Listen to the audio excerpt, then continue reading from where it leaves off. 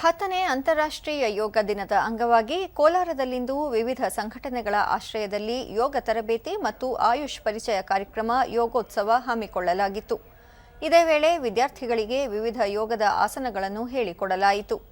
ಮಹಿಳಾ ಸಮಾಜ ಸಂಸ್ಥೆಯ ಸಿಇಒ ನವೀನ, ಜಿಲ್ಲಾ ಸ್ಕೌಟ್ಸ್ ಮತ್ತು ಗೈಡ್ಸ್ ಸಂಸ್ಥೆಯ ಮುಖ್ಯ ಆಯುಕ್ತ ಕೆವಿ ಶಂಕರಪ್ಪ, ಆಯುಷ್ ಇಲಾಖೆಯ ನೋಡಲ್ ಅಧಿಕಾರಿ ಉಮಾ, ವೈದ್ಯಾಧಿಕಾರಿ ಬಸವರಾಜ ಸೇರಿದಂತೆ ಮತ್ತಿತರರು ಉಪಸ್ಥಿತರಿದ್ದರು.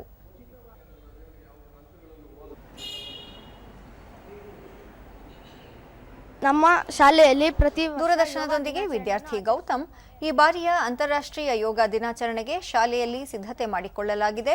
ಯೋಗ ಮಾಡುವುದರಿಂದ ದೈಹಿಕ ಮತ್ತು ಮಾನಸಿಕ ಆರೋಗ್ಯ ಕಾಪಾಡಿಕೊಳ್ಳಲು ಸಹಕಾರಿಯಾಗಲಿದೆ ಎಂದು ಹೇಳಿದರು. ಇರುತ್ತೆ, ಮನಸ್ಸಿಗೆ ನೆಮ್ಮದಿ ಇರುತ್ತದೆ. ಈಗ ಶಾಲೆಯಲ್ಲೂ ಪ್ರತಿ ವಾರ ಮಾಡಿಸುತ್ತಾರೆ. ಯೋಗದಿಂದ ವಿದ್ಯಾರ್ಥಿನಿ ಮೌಲ್ಯ, ಯೋಗ ಮಾಡುವುದರಿಂದ ರೋಗ ತಡೆಗಟ್ಟಲು ಸಹಕಾರಿಯಾಗಲಿದೆ. ಶಾಲೆಯಲ್ಲಿ ಯೋಗ ಮಾಡಿಸುವುದರಿಂದ ಬುದ್ಧಿಶಕ್ತಿ ಮತ್ತು ಏಕಾಗ್ರತೆ ಹೆಚ್ಚಿಸಲು ಸಹಕಾರಿಯಾಗಲಿದೆ ಎಂದರು. ಪ್ರತಿದಿನ ಬೆಳಗ್ಗೆ ಹಾಗೂ ಶಾಲೆಯಲ್ಲೂ ಸಹ ನಮಗೆ ಮೆಡಿಟೇಷನ್ ಅನ್ನು ಮಾಡಿಸುತ್ತಾರೆ.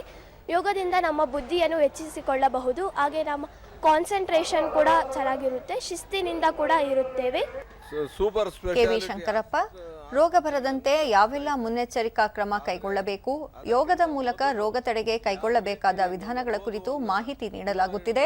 ಯೋಗ, ವ್ಯಾಯಾಮ ಮತ್ತು ಕ್ರೀಡೆಗೆ ಯುವಕರು ಒತ್ತು ನೀಡಿದರೆ ಸಮಾಜದ ಮುಖ್ಯವಾಹಿನಿಗೆ ಬರಲು ಸಹಕಾರಿಯಾಗಲಿದೆ ಎಂದರು.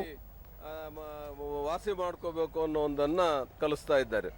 ಅದಕ್ಕಿಂತ ಮೊದಲು ಈ ಯೋಗ ಮತ್ತು ವ್ಯಾಯಾಮ, ಕ್ರೀಡೆ ಇವೆಲ್ಲಕ್ಕೂ ನಾವೇನಾದರೂ ಒತ್ತು ಕೊಟ್ಟರೆ ನಮ್ಮ ಯುವಕರು ಮುಖ್ಯ ವಾಹಿನಿಗೆ ಬರ್ತಾರೆ. ಡಾಕ್ಟರ್ ಬಸವರಾಜ್, ಪ್ರತಿ ವರ್ಷ ಜೂನ್ 21ರಂದು ಅಂತಾರಾಷ್ಟ್ರೀಯ ಯೋಗ ದಿನಾಚರಣೆಯನ್ನು ಹಮ್ಮಿಕೊಳ್ಳಲಾಗಿದ್ದು, ಅದಕ್ಕಾಗಿ ಎಲ್ಲ ಸಿದ್ಧತೆಗಳನ್ನು ಮಾಡಿಕೊಳ್ಳಲಾಗಿದೆ. ಯೋಗದಿಂದ ಆಗುವ ಪ್ರಯೋಜನಗಳ ಕುರಿತು ಮಾಹಿತಿ ನೀಡಲಾಗುತ್ತಿದೆ ಎಂದು ಹೇಳಿದರು. ಯೋಗದ ಒಂದು ಬೆನಿಫಿಟ್ಸ್ ಏನು ಅಂತಂದ್ರೆ, ನಾವು ಪ್ರತಿನಿತ್ಯ ಯೋಗ ಮಾಡೋದ್ರಿಂದ ಮಾನಸಿಕವಾಗಿ, ದೈಹಿಕವಾಗಿ ಹಾಗೂ ಆಧ್ಯಾತ್ಮಿಕವಾಗಿ ನಮ್ಮ ಶಕ್ತಿಯನ್ನ ಜಾಗೃತಿ ಆಗುತ್ತೆ.